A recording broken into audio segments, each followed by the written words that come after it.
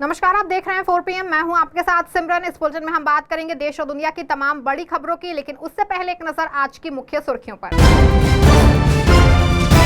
प्रमोद तिवारी ने अखिलेश यादव के बयान का किया समर्थन, बुलडोजर एक्शन पर दिया बड़ा बयान, कहा अखिलेश के सवाल का सरकार को देना चाहिए जवाब। अपनी ही पार्टी के विधायक नीतीश राणे पर भड़के बीजेपी नेता हाजी अराफात, कहा हिंदुओं का गब्बर छोड़ तो गोबर भी नहीं। उद्धव ठाकरे की पार्टी ने शुरू की विधानसभा चुनाव की तैयारी, संभावित उम्मीदवारों को लेकर मंथन शुरू। कांग्रेस नेता सुरेंद्र राजपूत ने उत्तर प्रदेश की कानून व्यवस्था को लेकर उठाए सवाल, कहा खतरे में लोकतंत्र, संविधान और आरक्षण।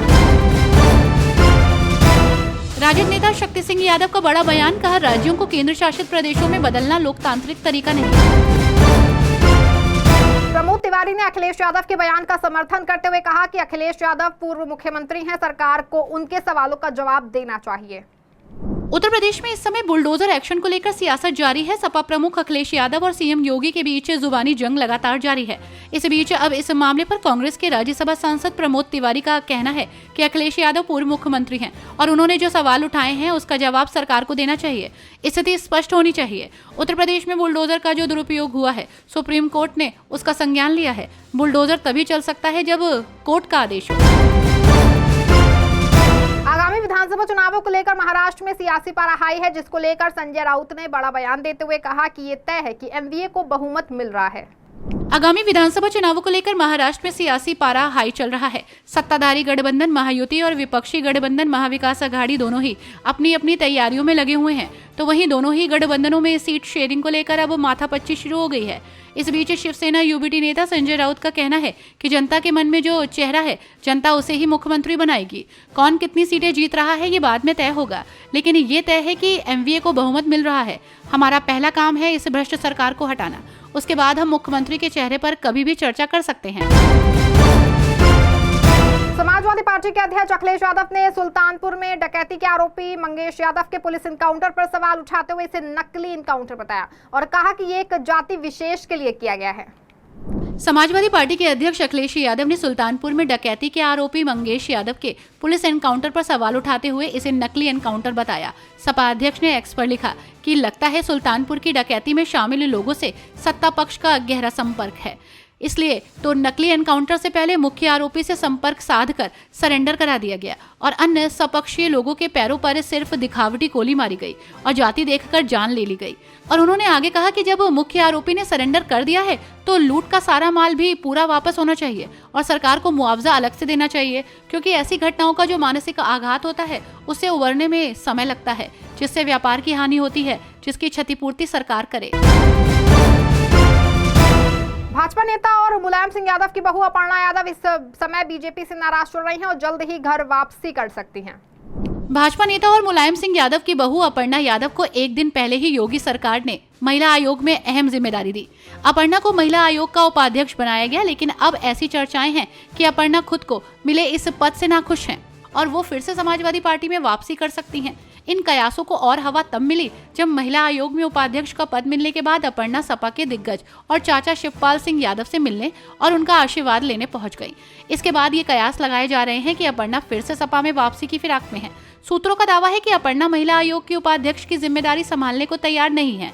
सूत्रों के अनुसार अपर्णा का मानना है कि 2.5 साल की मेहनत और विरासत के मुताबिक उन्हें पद नहीं मिला। बिहार में नीतीश कुमार को लेकर हमेशा से यही चर्चा रही है कि नीतीश कुमार कब पलटी मारेंगे। वहीं इस कयास को तेजस्वी यादव की मुलाकात ने और बढ़ा दिया है। नीतीश ने हमेशा चुनाव से पहले पलटी मारी है।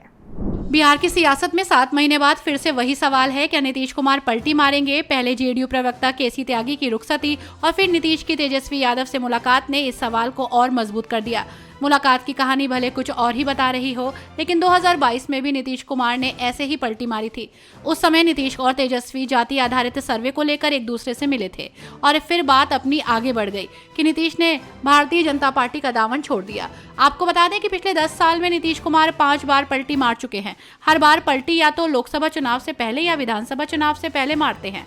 आखिरी पलटी उन्होंने इसी साल जनवरी में लोकसभा चुनाव से पहले मारी थी और नीतीश इंडिया गठबंधन का दामन छोड़ एनडीए में चले गए थे। कांग्रेस नेता सुरेंद्र राजपूत ने बीजेपी पर जमकर हमला बोलते हुए उत्तर प्रदेश की कानून व्यवस्था को लेकर कहा कि प्रदेश में लोकतंत्र, संविधान और आरक्षण खतरे में है। कांग्रेस नेता सुरेंद्र राजपूत ने बीजेपी पर निशाना साधते हुए कहा कि उत्तर प्रदेश में महिलाओं की अस्मिता एनसीआरबी के आंकड़ों में दिखाई दे रही है, जो कि बिल्कुल असुरक्षित है। तो वहीं लोकतंत्र खतरे में है, जो अपने आप में दिखाई दे रहा है, क्योंकि बुलडोजर नीति इनकी चल रही थी और सुप्रीम कोर्ट के आदेश के बावजूद भी मुख्यमंत्री कह रहे हैं कि बुलडोजर चलाने के लिए दृढ़ इच्छा चाहिए। उत्तर प्रदेश में कानून व्यवस्था जंगल राज के तरीके से है। उत्तर प्रदेश में 2.5 साल की बच्ची से लेकर 60 साल की महिलाओं की इज्जत तार तार हो रही है। ये सारी चीजें अपने आप में बता रही है कि लोकतंत्र, संविधान और आरक्षण सभी चीजें खतरे में है। राजद नेता शक्ति सिंह यादव ने मोदी सरकार पर हमला बोलते हुए कहा कि राज्यों को केंद्र शासित प्रदेशों में बदलना लोकतांत्रिक तरीका नहीं है। आरजेडी नेता शक्ति सिंह यादव ने कहा कि राज्यों को केंद्र शासित प्रदेशों में बदलना लोकतांत्रिक तरीका नहीं हो सकता। जम्मू कश्मीर पहले से ही एक राज्य था, लेकिन आपने उसको 2 टुकड़े कर दिए और उसके बाद इसे केंद्र शासित प्रदेश माना जा रहा है, जो उचित नहीं है। आपको बता दें कि जम्मू कश्मीर को जो राज्य का दर्जा पहले मिला हुआ था, वही मिलना चाहिए। इस तरह की मानसिकता भाजपा द्वारा नफरत फैलाने के लिए अपनाई गई है, जो लोकतंत्र के लिए शुभ संकेत नहीं है। कांग्रेस नेता उदित राज ने बड़ा बयान देते हुए कहा कि कांग्रेस अपने बलबूते पर 70 सीटें ला सकती है, लेकिन हमें इंडिया गठबंधन की ताकत को बढ़ाना है। कांग्रेस नेता उदित राज ने कहा कि कांग्रेस अपने बलबूते पर 70 सीटें ला सकती है, लेकिन हम इंडिया गठबंधन की ताकत को भी बढ़ाना चाहते हैं। इसलिए सीटों का लेन देन होना चाहिए। इससे लोकतंत्र मजबूत होगा। संविधान बचाने की जो हमारी लड़ाई है, वो भी सशक्त होगी। सामाजिक लड़ाई भी मजबूत होगी। कांग्रेस जहां जहां अन्य पार्टियों के साथ समझौता करती है, वहां उसे नुकसान ही उठाना पड़ता है। इस बुलेटिन में फिलहाल बस इतना ही। ऐसी तमाम राजनीतिक खबरों के लिए बने रहें और जुड़े रहें 4 PM के साथ। धन्यवाद।